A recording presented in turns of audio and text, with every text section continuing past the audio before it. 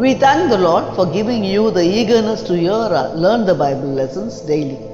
These programs are sent every day to help those who do not get the time to read the Bible systematically, as well as those who have already read the Bible several times yet desire to get reminded about the teachings of the Bible in a clear and deep way in English and Tamil languages. These programs are being sent in both audio and script formats every day to help us grow in the knowledge of God. Kindly continue to listen, read, and be benefited by these lessons daily. However, these programs should in no way be used to replace the Bible. These are being sent mainly to encourage and motivate you to read and to study your own Bibles regularly. God bless you all. Learn the Bible series, program number 139, Bible Depths Notes, part 10, portion 3, pages 13, 14 and 15. Salvation, lesson 6. We shall now learn the second stage of the Lord's coming. This would be seen by everyone on the earth. So it is also called as the visible coming of the Lord. Revelation 1:7. At that time also 3 things would happen. 1. The Antichrist and the false prophet would be thrown by the Lord into the lake of fire. Revelation 19:20. Secondly, the people who had been left over on the earth for the previous 7 years would be judged by the Lord on the basis of whether they had shown any love on the people around them and done any good deeds to them during those 7 years. Only those who had shown their love on others would be permitted by Him to continue living on the earth. Also, some privileged persons among them who had rejected the Antichrist and had died as martyrs for the Lord during those 7 years would be resurrected and used by the Lord as His priests during His 1,000-year rule. Revelation 24. All the remaining people on the earth at that time who had not shown love on others during those 7 years would be thrown into the hell.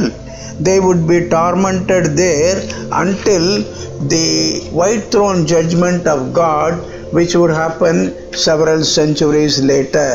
Matthew 25:41 to 46. Simultaneously, Satan would be bound and thrown into a bottomless pit to get tormented there for the next 1,000 years. Revelation 20:1 and 2. Incidentally, that would be the third punishment that God would give to Satan for his initial rebellion against Him in the heavens. Now let us learn about the events that would happen after the second coming of the Lord on the earth.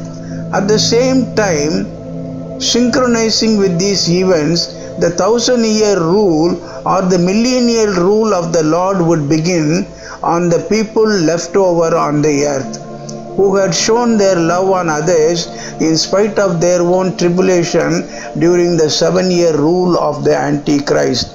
The believers with their transfigured bodies would assist the Lord in His rule from Jerusalem for that entire period of 1,000 years.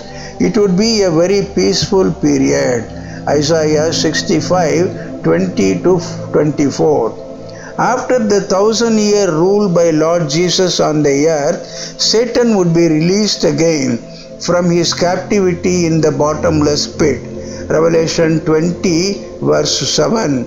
Following that also, 3 things would happen. 1. Satan would begin deceiving again the people living at that time on the earth, and millions of them would be deceived in spite of living joyfully under the direct rule of Lord Jesus during the previous 1,000 years. Secondly, soon all those people who were deceived by Satan would be killed by a fire from the heaven, and only those who resisted Satan's deceptive tricks and temptations would continue to live on the earth. Revelation 20:8 and 9. Satan would be cast into the lake of fire and tormented there forever and ever. That would be the end of Satan. Also, incidentally, that would be the fourth and final punishment God would give to Satan for his initial rebellion against him in the heavens. God willing, we shall continue to learn this lesson in our next program. God bless you all.